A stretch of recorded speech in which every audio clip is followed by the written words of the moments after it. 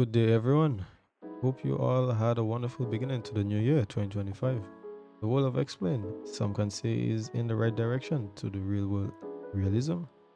Is it better than the team of Microsoft and Azobo? We'll leave that for another day. But what I can show you is improvements from 12.1.0 that I believe makes Xplane a simulator that not to be discarded as of yet, some will say. In Explain 12.1.0, the introduction of particle effects emulating real-world effects. Don't you think this makes the sim realistic enough? What I think was great was the introduction Laminar said since 12.1.0 that of physics-based camera that they're looking into introducing to the sim. Fast forward into 12.1.4, they have finally designed it and putting it to the test. What does a physics-based camera do? Well, it basically is the turbulence effects. For example, on takeoff roll, the rumbling that causes your body and head to shake. Also, the turbulence in the clouds as you passes through unstable atmosphere. The aircraft would shake, causing your head movement to shake as we see here in the video demonstration.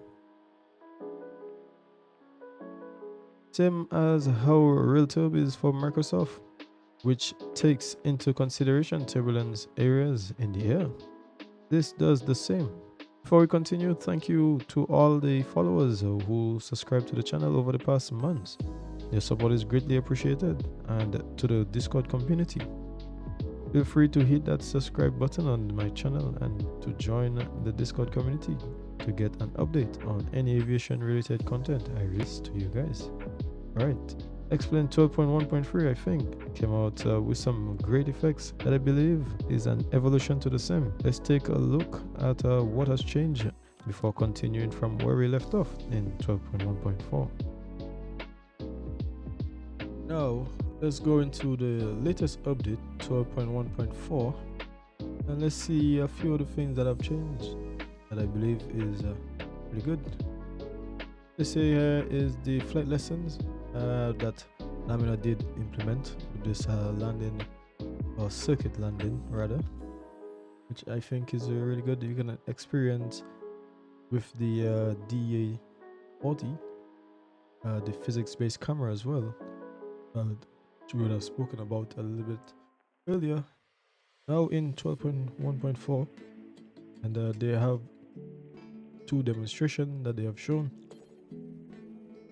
Now the airport, which is Salzburg, they have also gotten an update, and this would be for the area, which you would see a little bit in a while, that they've done an area which is down here that is covering from all Innsbruck, as we famously know, all the way down to Salzburg, and other areas as well in Austria and parts of Germany as well. So you can get to be able to see quite a lot of the updates that they've added to this version. Just going back, like I said, from Salzburg, Barra airport as well, and you can see the runways as well.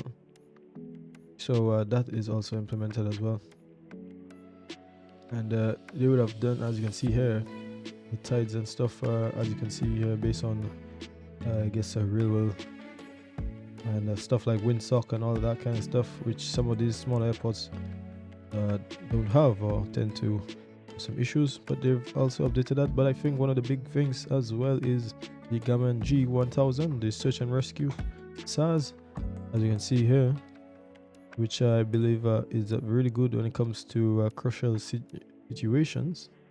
It's really wonderful to see this new addition or the new library objects, which I believe it's about time Xplane actually updated this. As you see here, you have static assets, snow and de-icing equipment, as you can see here in the background here. It's really nice to see that they actually added this for the gateway airports. So in that way, in the future, the developers can actually take this and implement into the scenery. So instead of having to use the old outdated Xplane 11 or 10 objects, that we can finally get to use more newer updates. I hope they're gonna continue this and add some more so we can have latest updates in terms of the objects and not outdated objects, which I believe used to make Xplane look really oldish. But it's nice to see that they actually adding newer ones to make it look much better and more up to date. So you see here they are static trucks as well, and you can see these are looking much more realistic, and that's really nice. You know, airside follow me trucks, they're looking a lot more realistic. So I think this is a step in the right direction. They've updated a lot of the airports, so that way they would have those objects. That would be really good though. Another thing they also had is this safe mode in terms of crashes situations due to plugins. So this can actually you can manually hold the CTRL key during startup, and that will actually help in terms of the scripts and remove it, instead of removing, like they say here, instead of removing add-ons one step at a time to isolate crashes. So this is really good one, and as you can see, many more fixes and enhancements. So this is really nice to see. In this update, they're actually doing a lot more on top of the Xplane 12.1.3, which I think made a big step. And for me, one of the things I would like for them to continue, it would be the web API, to be able to use more web-based stuff, or including more support. And I can see here they say added support for calling add-on using the web API. So just to get more web API support, and I believe that would make Xplane a lot better to be able to use some of these web-based applications and this stuff. So that's what I have for today. So I'd like to thank you guys for watching, and do look out the previous videos that I have, Xplane 12.1.3 and other videos that I have on the channel, and do look out for the next one, which is gonna come pretty soon after this video. So do watch out for that, guys. Have a good day. See you on the next one pretty soon.